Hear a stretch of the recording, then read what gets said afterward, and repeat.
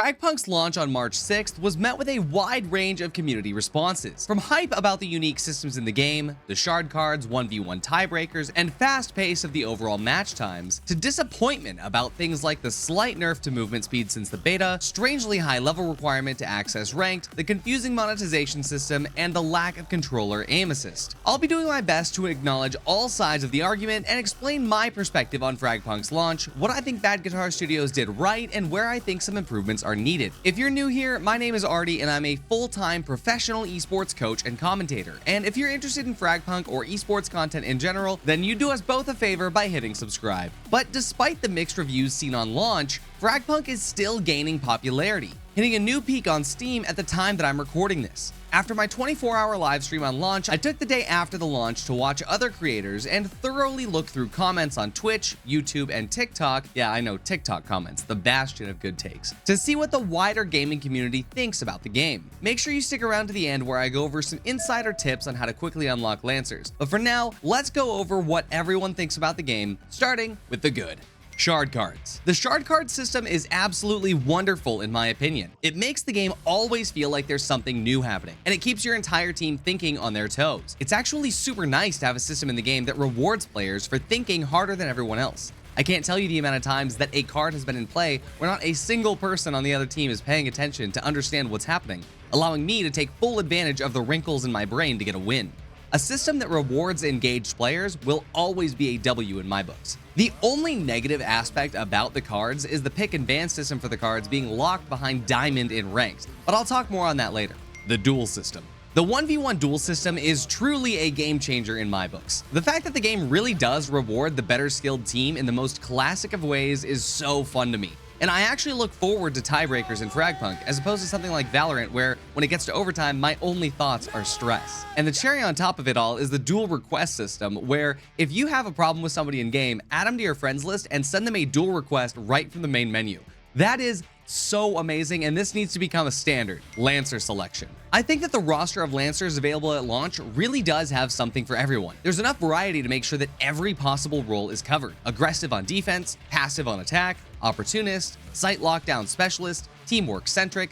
Every character is viable on attack and defense, and to be honest, even the most sweaty of grinders are still only scratching the surface as far as the depth and potential of most of the characters in this game. I myself hit top 10 in the world for Corona and Spider on day one, and there's still a ton that I know I have to learn. Mechanical depth. The weapons in this game are amazing. Even those that I can classify as D1 haters themselves have to admit the gunplay in this game is peak. It feels great to be rewarded for moving and shooting, combining it with cards that can amplify or detriment those systems. Circling back to what I was talking about in the beginning with the card system in the first place, it just really hammers home the amount of tender love and care that the developers put into this game. Pacing. At first, I was hesitant about the match length of this game. Best of 7 in quick play and best of 11 in ranked. But to be honest, I'm really happy overall, especially coming from a life of competitive Valorant where I would spend at minimum 45 minutes committed to a single match of the same 4 teammates and same 5 enemies. The shorter overall match length I think is way better for this generation of scroll-addicted gamers, combining that with the frenetic gameplay systems, and this really is a game that is perfect for the low attention span of the 2020s.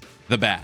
Now, I don't want you to look at this video and see, oh, the bad section is like twice as long as the good section. I'm just going to be giving my perspective on everything and adding context. So it's not like there's like 20 times more bad things than good things. It's about equal on all fronts. Movement nerf. I want to start off by saying that I'll be the first person to defend this change from the developer's perspective. But I absolutely understand why so many people are upset about the movement speed in this game. If you don't already know, the sprint speed in the beta was clocked at 5.1 meters per second. In the release version of the game, this has been reduced to 4.6 meters a second. This isn't a lot, but it is enough that people were able to tell immediately just from the streamers playing the game a couple days before release. Now, Bad Guitar Studios have assured those of us in the creator program for the game that they're actively monitoring this as of launch. And while they have addressed this themselves in official communications, I can guarantee that the community is being loud enough about this issue that a change will be happening. Their public announcement is as follows. The adjustment of the Lancer movement speed was made because the high movement speed in the previous beta test made jump shotting an overwhelmingly dominant strategy.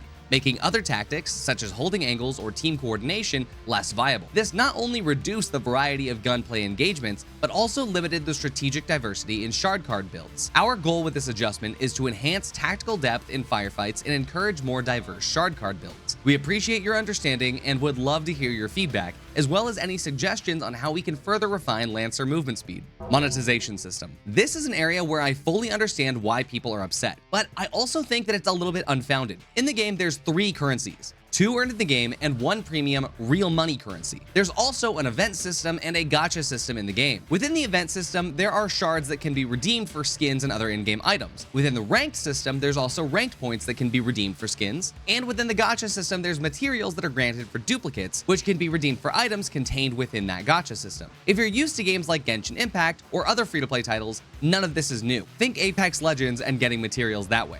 But many people are upset about the game having 9 currencies. In my opinion, none of that actually matters because it's all cosmetic and only 3 of them are actually currencies. Now, NetEase has come under fire in the past for having similarly complex monetization schemes in their mobile games, but this is anything but predatory. I fully understand complaints about these systems being confusing, but to call this predatory or to simplify all of these engagement mechanics as being 9 currencies is not a strong argument or a constructive criticism in my opinion. This is a conversation that requires a lot of nuance if you do or don't like it. So if you haven't already, I'd love to see your comments about this in particular. Do you like it? Do you hate it? Is it too confusing? Or do you simply not care because it's all cosmetic anyway and you don't have to spend any money to be better at the game? Controller aim assist. Now, for this point, I consider myself a supportive bystander for the community. As a keyboard and mouse player, this doesn't directly negatively affect me, but as someone who wants this game to survive and do well, it absolutely affects all of us. If you don't know, this game does not have any aim assist for controllers on PC in the full release. In the beta, the aim assist was at least present, and there were many controller players that were fine with the implementation of aim assist in the game, even if it was weaker than in other titles. What's not fine is that in the full release, there is no way for controller players to be competitive with M&K players.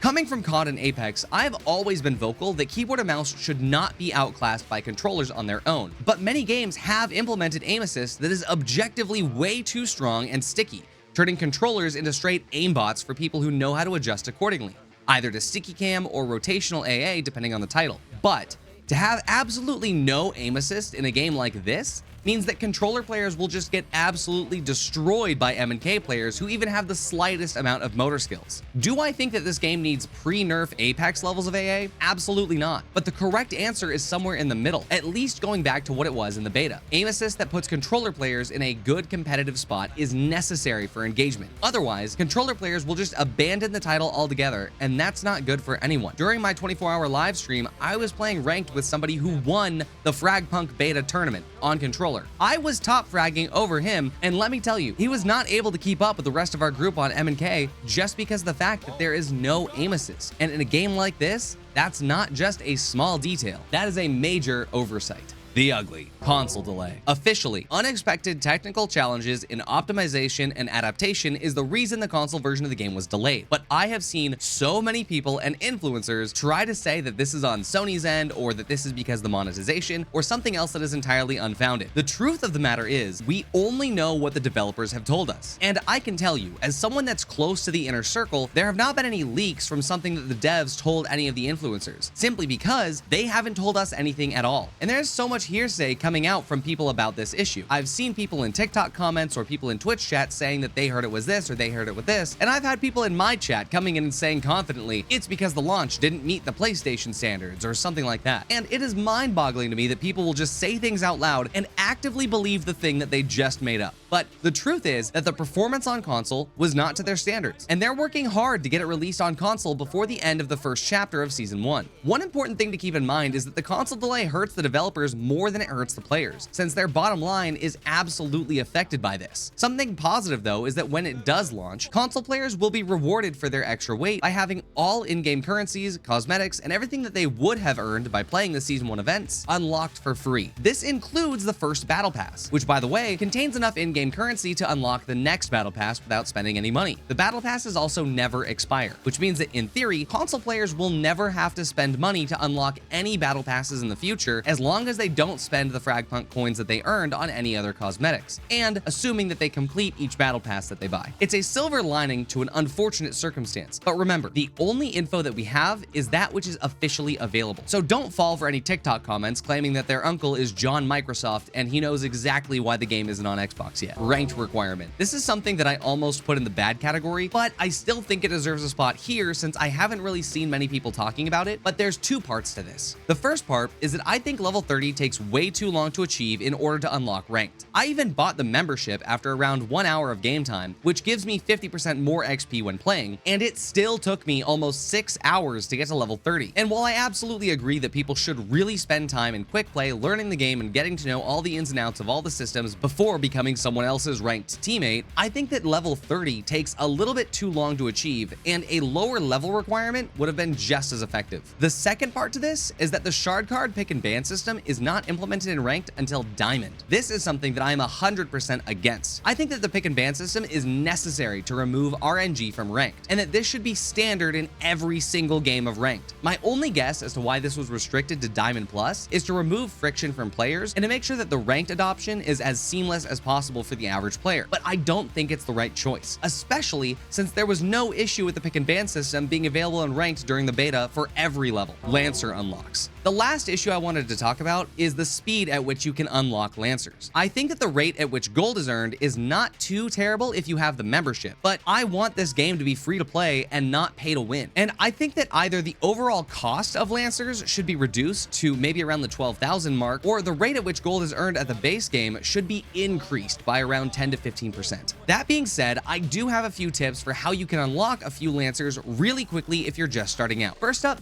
check your mailbox on the main menu in the bottom right. If you played the beta, this is the same area where you can claim your beta rewards. There's a message from the devs called the producer's little gift. This includes 18,888 gold and 10 of the gacha game pop cans. That's enough gold for one Lancer off the rip. This was sent to all players on release day. Next, the day 2 login reward is a Lancer statue that can be used to unlock one Lancer for free. You can check if you have one by going to Arsenal and then bag. The next free Lancer unlock is through the porcelain hunting challenges. There's another Lancer statue that's unlocked after you reach 1,200 points. It's a bit hidden, but if you complete these challenges to earn the porcelain event shards, you'll eventually earn enough to get this and other rewards. So pay attention to your challenges. Finally, there's a bunch of free keys, including giveaways on Twitter as well as streamer keys. To help you out, I'm putting all the streamer keys that I know about on screen now so that you can get some free rewards. If you know any more that aren't here, put them in the comments. And hey, maybe one day I'll have my own to share with you here as well. But what do you think? Now that we've covered everything, is there anything that I've missed so far? Anything that you really like or really dislike about the game? I'd love to hear from you in the comments below. I'll be going live every week, Monday through Friday on my Twitch and here on YouTube. So be sure to subscribe over here and follow over there if you haven't already. Thanks so much for watching, and don't worry,